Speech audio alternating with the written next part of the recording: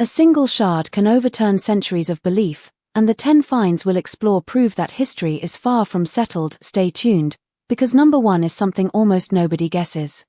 Discovered in 1947 by a Bedouin shepherd, the Dead Sea Scrolls comprise roughly 900 texts ranging from biblical manuscripts to sectarian writings, many predating previously known copies by centuries.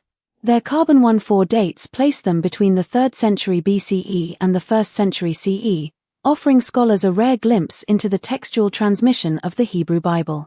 Among the scrolls are the oldest known copies of Isaiah and a complete Psalms collection, confirming that many biblical books were already canonized earlier than once thought. The community that produced them, likely the Essenes, also left clues about daily life, ritual purity, and apocalyptic expectations that echo New Testament themes. This find has reshaped textual criticism, prompting revisions of translation footnotes and theological debates. Up next, a stone inscription that mentions a Roman governor you may recognize.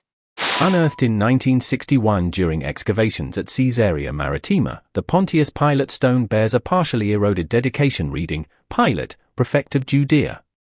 This is the first contemporary, non-biblical attestation of the Roman governor who presided over the trial of Jesus.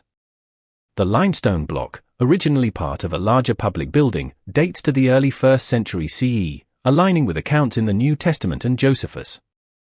Its discovery settled long-standing scholarly disputes about Pilate's historicity and the administrative structure of Roman Judea.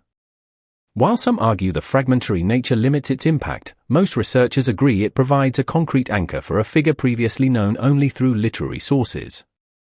Next, we'll examine a stone slab that may reference the House of David itself. Remarkably, the Tel Dan Stele, uncovered in 1993 in northern Israel, bears a fragmentary Aramaic inscription that mentions the House of David, the first extra-biblical reference to King David's dynasty. The basalt slab, likely a victory monument erected by the Aramean king Hazael, dates to the 9th century BCE. Scholars interpret the text as a boastful claim of defeat over Israelite forces, implying a recognized Davidic lineage at that early date. This challenges earlier assumptions that the Davidic monarchy was a later literary construct, suggesting instead that a historical figure named David may have existed, albeit perhaps in a more modest form. The Stele's discovery has spurred renewed debate over the historicity of early Israelite kings and the interplay between archaeology and biblical narrative. Coming up, a monumental water tunnel that aligns with a king's biblical engineering feat. Surprisingly, the Hezekiah tunnel, carved through solid limestone in the late 8th century BCE, matches the biblical account of King Hezekiah's preparation for an Assyrian siege. Stretching over 500 meters, the Siloam tunnel channels water from the Gihon spring to the pool of Siloam within Jerusalem's walls. Modern laser scans reveal that ancient engineers achieved a gradient of only a few centimeters per meter, a precision that would impress even today's civil engineers. The tunnel's construction required coordinated labor, advanced surveying, and an understanding of hydraulic flow, all without modern tools. Its existence validates the biblical narrative in Kings 20 and 2 Chronicles 32, indicating that the Judean kingdom possessed sophisticated infrastructure. Moreover, the tunnel's discovery has illuminated urban planning strategies in Iron Age cities. Next, we'll explore a sealed bone box bearing the name of a high priest involved in the trial of Jesus. Hidden within a Jerusalem tomb discovered in 1990, the Caiaphas Ossuary bears the inscription Yehonatan son of Caiaphas, linking it to the high priest who, according to the Gospels, presided over Jesus' trial. The limestone box dates to the early 1st century CE, a period when ossuaries were common among affluent Jewish families. While some debate the exact identity of the name, the inscription's style and accompanying artifacts align with known high priestly burial customs. This find provides tangible context for New Testament references, illustrating the social standing and material culture of Jerusalem's religious elite. It also underscores the prevalence of secondary burial practices, where bones were collected after flesh decomposition. The ossuary's discovery has prompted discussions about the interplay of archaeology and the Gospel accounts, reinforcing that certain historical figures mentioned in Scripture left material traces. Up next, a set of tiny gold amulets that contain the oldest known biblical verses. Few people know that the Ketef Hinnom scrolls, discovered in 1979 within two 7th century BCE gold foil amulets, contain the earliest extant verses from the Book of Numbers, including the priestly blessing later quoted by Jesus. The tiny inscriptions, measuring only a few centimeters, were etched using a fine-point stylus before the amulets were sealed in a burial cave near Jerusalem. Their paleographic analysis dates them to the Late Iron Age, predating the Dead Sea Scrolls by several centuries.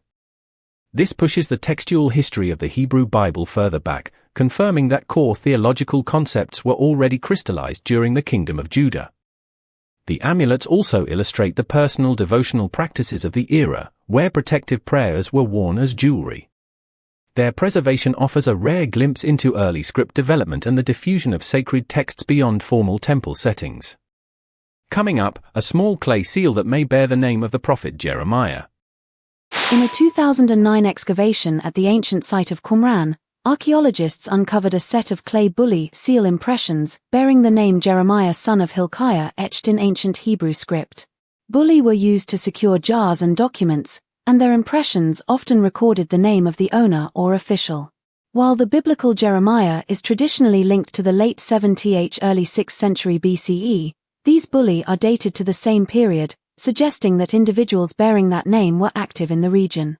The find does not prove the prophet's historicity directly, but it does demonstrate that the name was common enough to appear in administrative contexts, providing indirect support for the societal backdrop described in the Book of Jeremiah. Moreover, the Bullae's form and inscription style help refine our understanding of Judean bureaucratic practices before the Babylonian exile. Next, we'll examine a water basin that corroborates a New Testament miracle.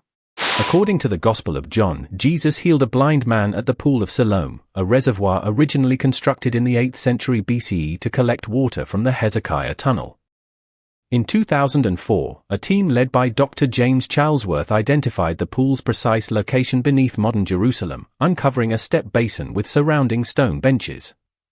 The pool's dimensions and water flow align with the biblical description, confirming that such a facility existed during the Second Temple period.